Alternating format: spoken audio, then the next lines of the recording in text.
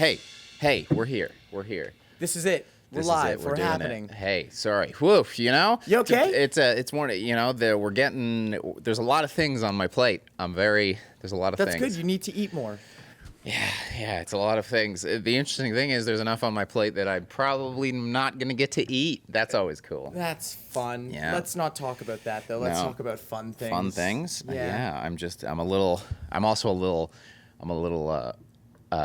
affected because I hosted a late night open mic last night from 10 p.m. till 1 a.m.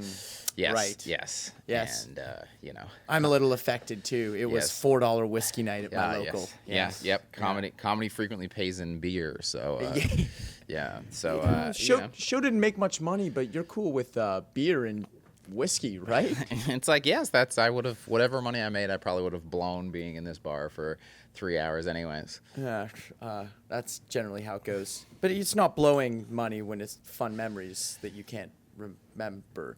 Yeah, I mean, it's an open mic, so some of the memories are fun, some of the memories are like scarring, life scarring.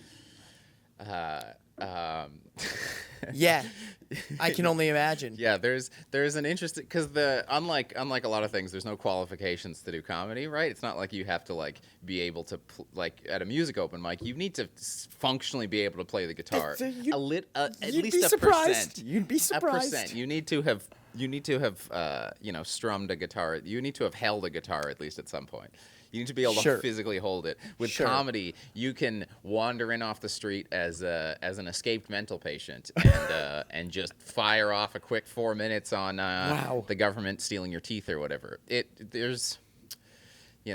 And like 4 minutes really goes by slow when it's a bad comedian, right? Yeah, it's everyone's like, oh, only 4 minutes, and then like sometimes some newer people are dying up there, and they're like, they get to like 2:59, and they're like, cool, that's been my time, and I'm like, great, thank you. Yeah, if you want to go under, that's always appreciated. You've made my job and everyone's night significantly better. Yeah. But there is an interesting thing that can happen though, where there is some people that seem like that are crazy. There are crazy people. And You were thinking of a nice way to say crazy. yeah, I was trying to think of it. There are people that seem crazy, but then there's like a unique charm to their stand-up. Like, it's not like you're not like, this person's going to be a professional comedian. You're like, this is a crazy person, but I like the way this person is crazy. I think it's important to have crazy people in your life. Yeah, it's interesting. I don't dislike crazy people. Yeah. I don't, I won't have them do my taxes, but, I also don't do my taxes. But, Yeah. crazy people are important. They keep the equilibrium Yes. of the planet. Yeah. It's fun. It can be fun. There's I don't know. Crazy might be too harsh a word for. There's a guy that shows Stone up. cold crazy, baby. Named just goes by Tremblay. Writes their name down as Tremblay. Okay. Performs in a wig, just a black shoulder length wig, but everything else fairly standard. Is it like an obvious wig, or they? Yeah, no, like when they're waiting to go on, not wearing the wig, and then put the wig on, and then go on, and then Bald or what's? I don't get. No, Just like don't like their normal hair. just performs in a wig. Artist. Tremblay. An artist. Tremblay. Oui. And Sounds French. the jokes are very weird and esoteric, but they told one last night that actually they got a good laugh through the whole audience, where it was, because it's one of those things where sometimes someone's, when they're doing this kind of line of thing, you're trying to figure out what the hell is happening, and then at the end you're like, oh wait, something actually was planned there. So the joke starts with someone's hosting a party, and the theme of the party is like dress like an emotion, right? So the woman opens the door, and the first person is wearing a yellow suit, right? And they're like, oh, yellow, envy, right? Come on in. And the next person comes in, and they're dressed head to toe in red, and she's like, oh, yes, a rage, anger, come on in. And then he opens the door for the third person, and it's a naked Frenchman with a pear on the end of his dick. And you're like, where the hell? And then they're like, I don't know if you got the right theme. What are you dressed as? And he goes, I am a fucking despair. That's funny. That's funny. And you're like, oh wait, that was very weird and can only come from a certain type of mind. But I wonder how I make it into a joke and work backwards from that. Is that how jokes work sometimes? You like come up with a punchline and Yeah, and then Then you're you trying write to, the like, joke around it. there's certain times where you'll like be shoehorning a punchline. I was gonna tell. There's Mitch Hedberg tells this joke. He's like, I'm a comedian. My job is I lay in my hotel room at night, and I think of things that are funny. But if the pen and paper are really far away, I just convince myself that those things weren't funny. Yes. Oh, I did that the other day. I came up with a really good joke, and I was like, oh, I think that's gonna be really good. And then I was like, a lot of times it's in bed before you go to sleep, and I was like, I should write this down on my phone. And I was like, no, this joke's great. There's no way I'm gonna forget it. Woke up the next day and was like, not even a clue what the subject couldn't even Jeopardy category it. Like, That's hilarious. You know? Yeah. And every time it happens, it's almost like getting too drunk and like throwing up in the toilet. You wake up and you're like with a hangover, and you're like, I'm never doing that again. You know, you wake up and you're like, I'm never being that lazy again. Yeah. I will write down. Then 2 hours later, I will write down any joke I come up with. And then for like a week, you're writing down all these jokes. And then you start looking in your phone or your notebook, and you're like, wow, there was a lot of bullshit in my notebook. I don't need to write everything down. An esteemed musician calling us today. We got Gina Gleason from Baroness. Very happy, very happy. Super stoked.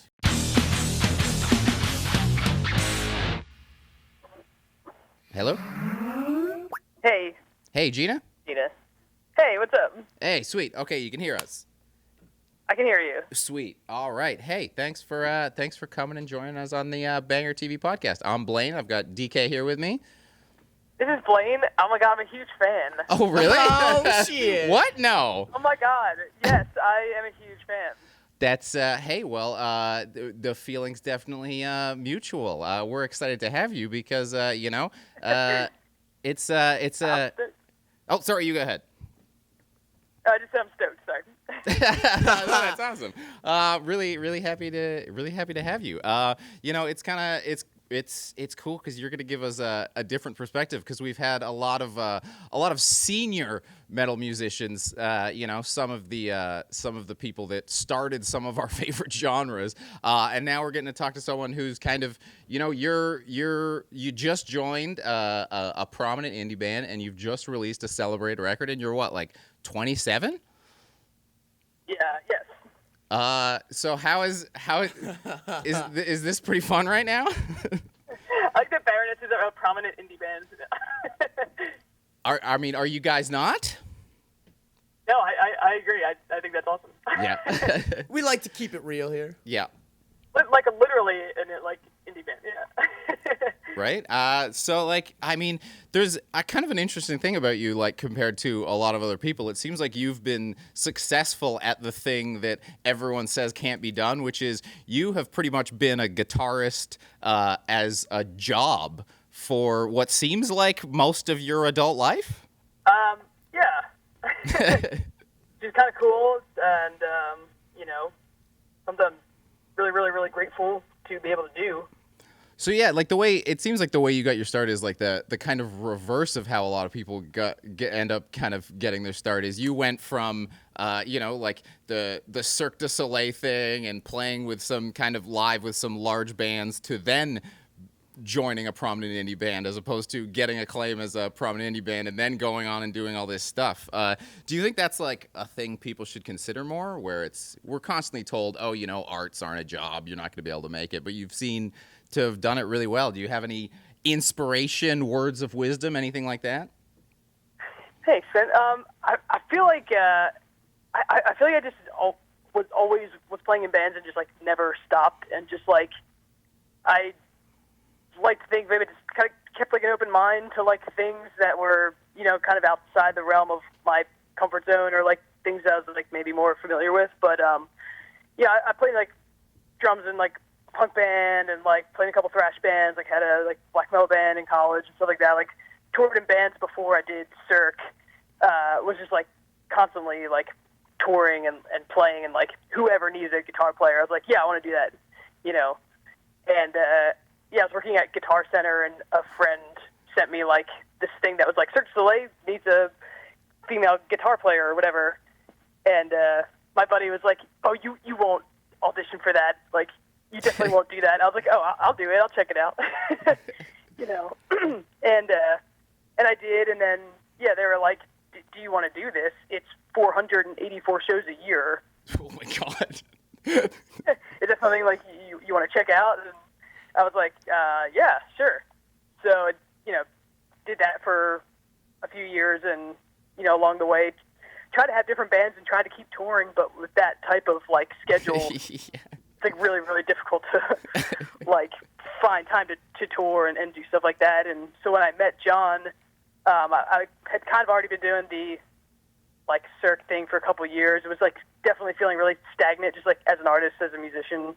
And, at that point, I had kind of just, like, locked myself in my house and was like, I'm just going to record music by myself and, like, figure something out, And at that point, I was, like, really tone-seeking and, like, gear-seeking and stuff like that. And that's kind of how John and I crossed paths, was through, I ordered this pedal through this pedal company that John runs independently with a friend of ours in Philadelphia. And Philadelphia is my hometown. I don't know if that's, like, random or not, but yeah, that's kind of why I sought them out, because they were, like, based in my hometown. And yeah, when I met John and we just started, like, jamming and, like, instantly clicked on a, like, guitar level, I was like, oh, I want to quit my job and just come back home. And, like, all my friends and family are in Philly, and all of the people I used to play music with and tour with are in Philly, and seemed to be hitting it off with John, like, musically and, like, friend-wise and everything. And so I was kind of just ready for, like, the next thing. And yeah, but to answer your question, I think just don't stop. Just keep doing things, keep trying things, Tried, like, a bunch of bands and a bunch of other things that definitely did not work, definitely blew up in my face, but... Well, all's well that ends well, I guess. You kind of mentioned it, but yeah, I had read that the way you wound up getting to know John is because of Instagram. Yeah, I ordered this pedal through, I guess at the time their website was kind of hard to find, and maybe I sent them, like, an Instagram message. Like, they make these, like, germanium transistor-based fuzz pedals that sound really cool, and I was like, how do I get one of these? Like, how do I buy one? And I got a message from John's, like, art page, like, A Perfect Monster, and I remember correctly, I'm pretty sure it just said, like, yo, you buy one of my pedals? Like, came home from work and looked at it, I was like, oh my God, like, is he from Baroness? Like, what the fuck? And I was like, yeah, dude, are you from Baroness? Like, why are you messaging me? And yeah, so that's kind of how we got in touch.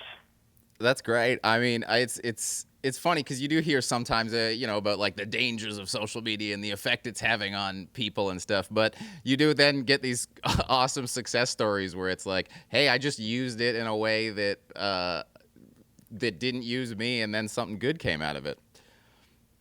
Yeah, I mean, if you're just, like, normal on there and you just being yourself, like, yeah, there's definitely a lot of, like, I don't know, people trying to promote weird things or, kind of turn it into, like, something that defines them. And yeah, I know what you're saying. It's funny because you can definitely see, like, there's, like, a line kind of where you, in your Instagram, where you joined Baroness, because before to a point, it's pretty much just you playing guitar in your house, and then suddenly it's like, hey, look at me at this crazy festival. Hey, look at me doing this. Well, yeah, it's funny, like, scroll back because, yeah, I just was literally like, I'm here by myself, like, this pedal's cool, all right, like, and when I joined, like, Baroness initially, just in the interest of, like, the band and their, like, privacy, and, like, obviously, like, Pete was still, like, in the band at the time, and I'm a huge fan of Pete, and, like, I've been a Baroness fan for years. I'm a huge Valkyrie fan. I've seen them a bunch of times. Like, I just, kind of shut it down for a minute on the, like, online stuff, just to kind of focus on learning their back catalog, and just, just didn't want to say anything. And then, yeah, once we started touring, it was like, all right, I feel like I can, like, share things again, I guess, like, that kind of thing. Yeah, totally. I mean, it's been really cool to see because, they have had a big influence, I think, on a lot of people because, they were of that kind of class of those post-metal bands that kind of helped reignite metal, I think, for a lot of people, or get a lot of people into it because, yeah, I think they put out their first record, or you guys put out the first record when I was like 21. So, that's like formative years, kind of collecting a lot of new bands to kind of then have with you for the rest of your life. So it's kind of weird to see that you're part of a band that's like not only influenced like a generation, but then you're part of the generation that influenced, but then now you're in it. What was the weight of that like for you? Yeah, no, like very, very intense. Like learning the back catalog and stuff was fun, and like I kind of already knew some of the songs, and like that whole part was just fun. And now we're like touring and playing songs that like every time I looked at the set list, I was like, yes, I love this song. Like, it's like just being a fan and all that. But once we started writing and then working on Gold and Gray, it was like really, really fucking terrifying because I was like, oh my God, everything I was like kind of bringing to the table, like guitar-wise or like song-wise, I think it was in the beginning tinged with this mentality of like, does this fit Baroness? Like, is this okay? Or like, does this suit this band's sound? Or, I think definitely in the beginning I was trying to like develop things that in my mind sounded like Baroness. Do you know what I mean? Yeah, totally. And like, I think that really quickly I kind of just like shut that down in my head because it's like I can only be like myself. I can only play guitar how I play guitar. I can't try to like change, the way I'm playing to like suit this music that we haven't even written it yet. We're still, writing it. And it kind of became like apparent to me that like Baroness was ready for like kind of a sonic shift and just like a departure from things that they've already done, because every album is kind of different from the one that has preceded it. And, in kind of Baroness fashion, this was the same way. Like Purple was this really efficient, like rock album, like really epic and, and all that. And so it kind of makes sense that this one is, asks, I think, a lot more of the listener and is like a lot more dense and a lot more experimental. But that was like scary. I was like, I don't want to be the new person joining this band. And now it's like, oh, the band sounds different. Like, yeah.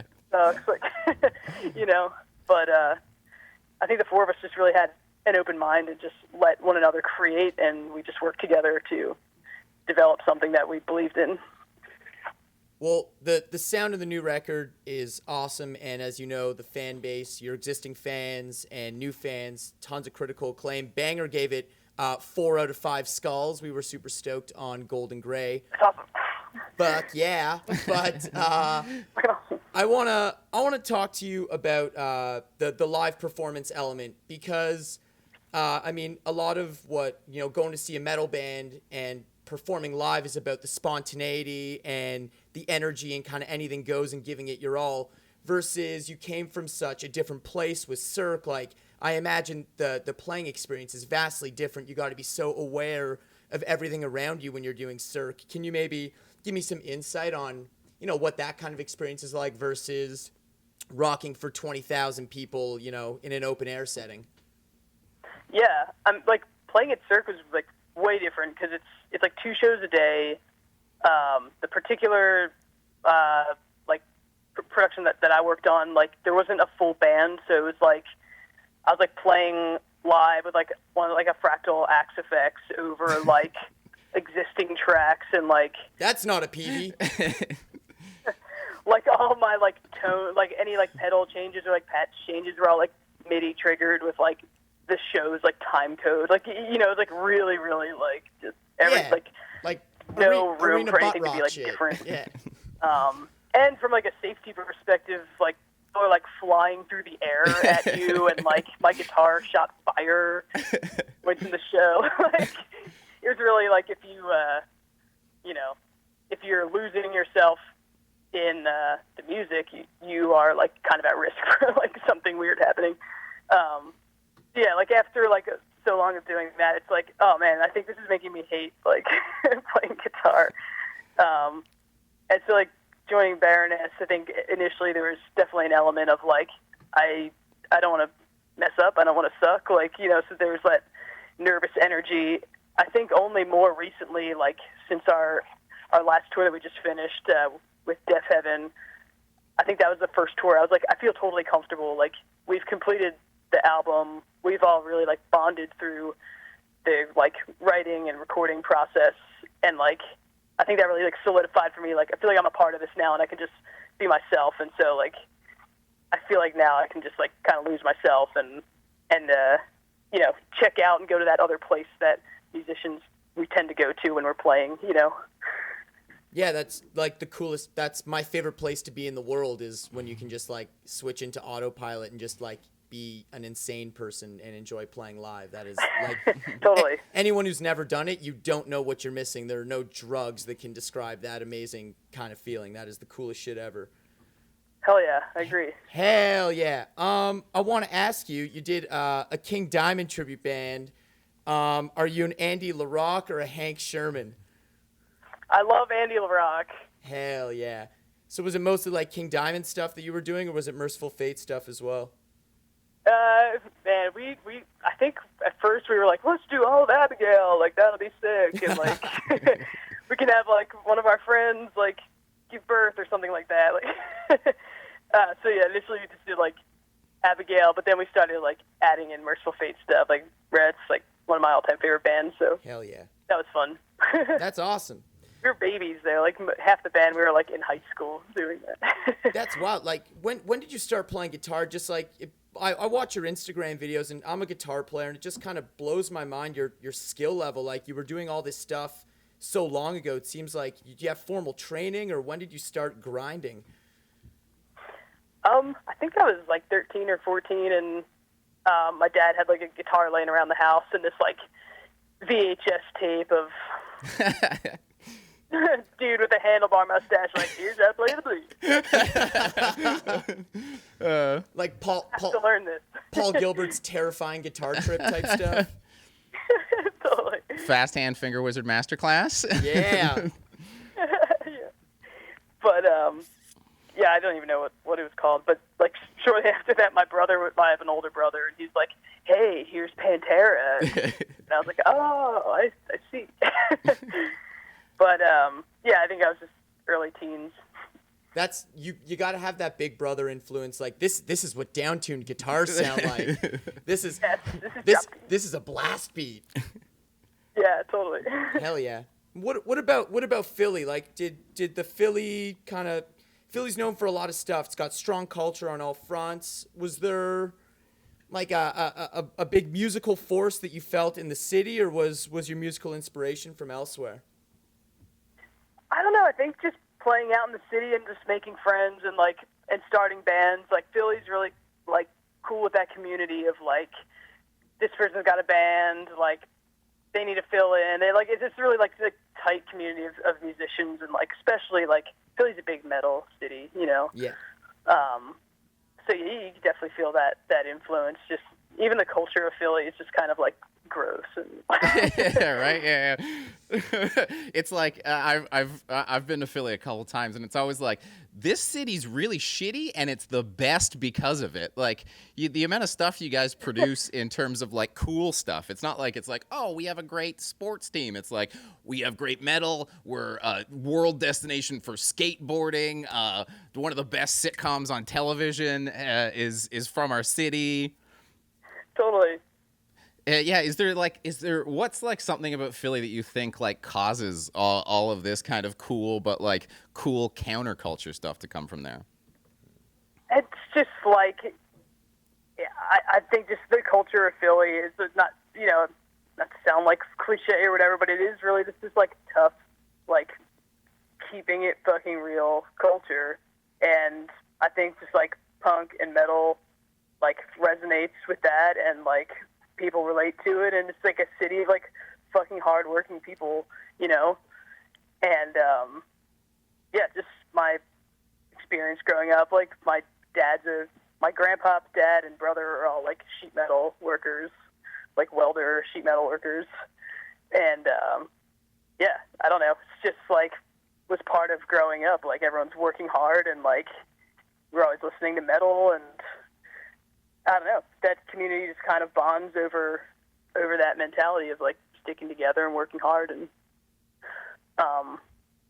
yeah, it's not as much of like a trendy city that like gives a shit about, what's cool as much as maybe other places that I've been, but I think that's what I love about it. Speaking of cities, you lived in Canada for a bit when you were doing Cirque.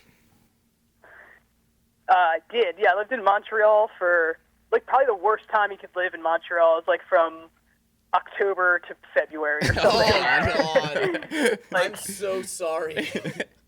Yeah, freezing. Like, yeah, I remember we would try to, like, because everyone that worked at the show lived in, like, kind of like this big dorm building across the street from where we all worked, where we developed, like, the show.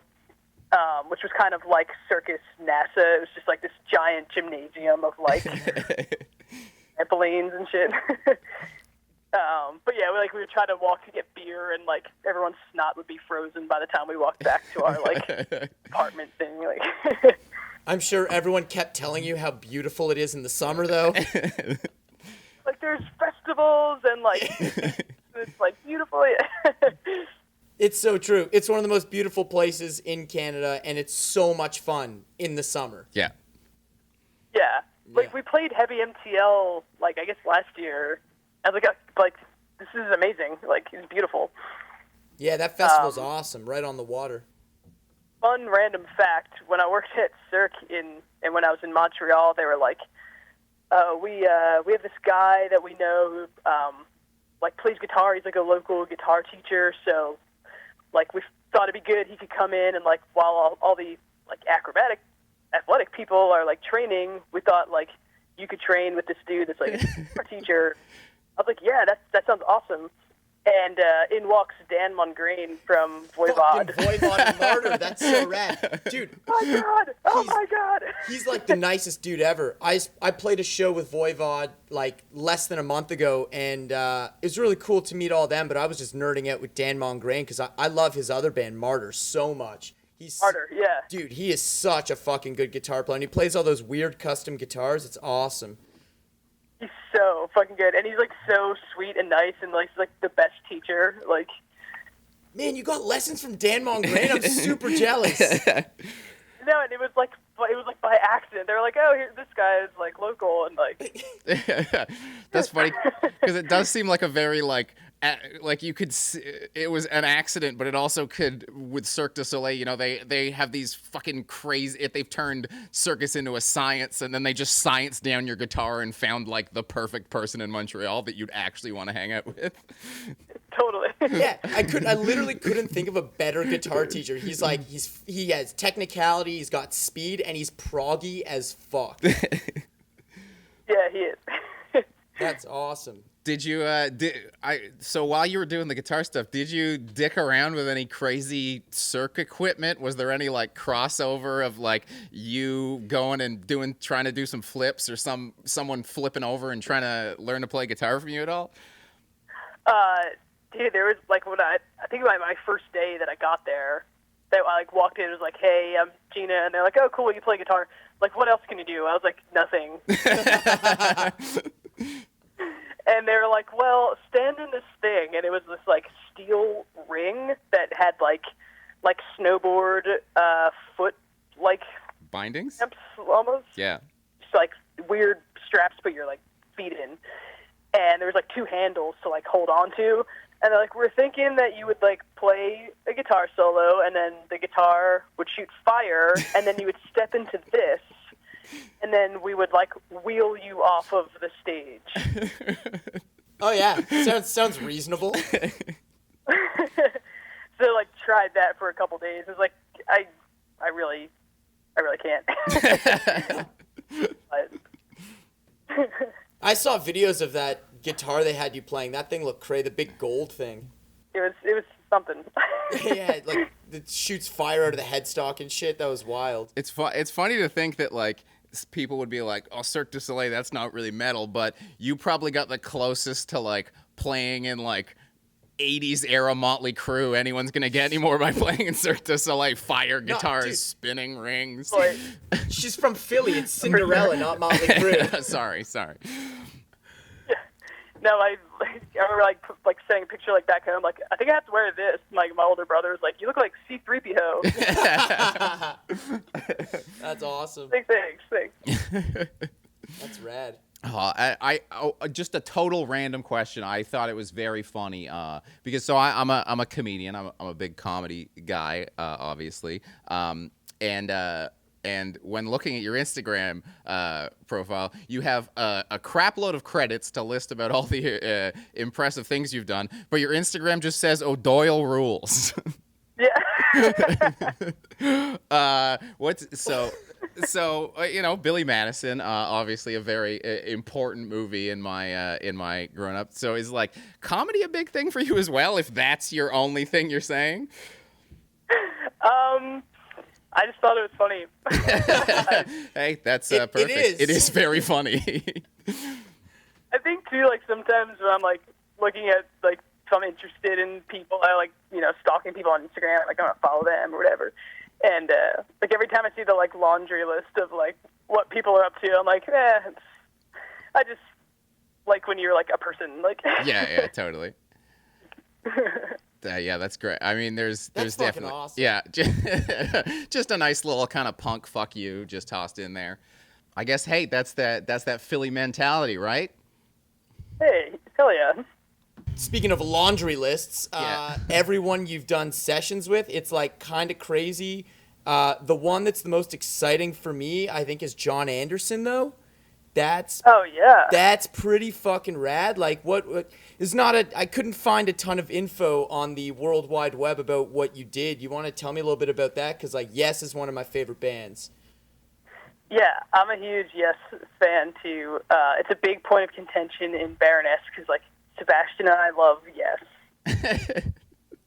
And like absolutely not. Like no Yes in the band. Wow, why not? That's insane. We sneak it in there. Hell yeah. Like yeah, I played like an acoustic session with him at NAMM one year, and then just like played a couple live things, but like no like studio recordings or anything like that. But right. Yeah, again, like super sweet, like beautiful tiny wizard man. It must be really cool to, I don't know, jam with your heroes, and it's just like you've had a really, as Blayne said, you've had a really interesting journey, in some ways a backwards journey, and it's really fucking cool to see. I'm totally living vicariously through your Instagram, basically, is what I'm trying to say. That's awesome, man. No, thank you guys. It means so much to talk to you too, because like I've watched the YouTube channel like all the time, and like I said, I'm so stoked to talk to you guys. Well, that's really great. We had a great time talking to you too. It was just total. We were going through lists of trying to figure out who to invite on, and then we were like, oh my God, that's perfect. Yes, absolutely. I hope we can make it happen. And then so yeah, we want to talk to Gina. Fuck John. We want Gina. Get her on the podcast. So yeah, it's been a total blast. I know you've got a busy schedule of this stuff today, so we'll let you get going. But we just wanted to. This has been a lot of fun, and we just a real heartfelt thanks. Totally. Yeah, likewise. Hopefully, get to hang out with you guys sometime soon, or catch up with you down the road. I was gonna say next time you're in Toronto, please come by the studio. We'll have you out for some beers and show you around. It's a pretty cool place. Come for a hang and some heavy metal. That sounds awesome. Hell yeah. Awesome. Gina, so good chatting. Have a wicked day. Cool. Thank you, guys. You too. Cheers. Well, look at that. That was a fun one. That was a great chat. Time really flew by. She's awesome. Yeah, boy. I mean, it's again, just fucking 27 and just the amount of insane stories she's already logged to just fucking rolling around in a wheel, shooting and fire out of a gold guitar. No, the best is like, I did Cirque for a couple years, and I'm thinking, you're 27. I know, right? It's crazy. Yeah, she's had some awesome experiences and clearly amazing stories because of it. That's always refreshing to talk to someone who is down to earth, even with all the cool shit they've done. Yeah. And it's, I think there's an important lesson in this, which is that, speaking of yes, saying yes to things is good. You know, you might go like, hey, I got asked to play in this band. It's not really my style of music, but you know, sometimes not playing your style of music, you know, helps you develop, helps you learn some things for your style of music, and then boom, you go on and, you know, fuck it, I imagine playing 400 plus shows a year kind of is a real fucking some tough guitar weight Guitar training Olympics, to man. yeah. It's you know, it's not only saying yes to opportunities out of your comfort zone, but also, you know, taking a leap for an audition. Like Cirque du Soleil, something so massive and international. I can only imagine the amount of people that applied for that guitar position. Yeah. Take risks, try new shit. Absolutely. You go from working at a guitar center to Cirque du Soleil. To playing Michael Jackson songs at Cirque du Soleil. And she's doing the beat it guitar solo in fucking full costume every night. It's pretty goddamn cool. Yeah. Great chat. Great new record. Really hope that she comes by and we can fucking listen to King Diamond and drink beers together. Party on. Party hey, on. Another one. We did it. Blayne, we did it, buddy. Boom. Boom. That was bad. Let's do that one more time. All right, boom. There you Sick. go. Sick.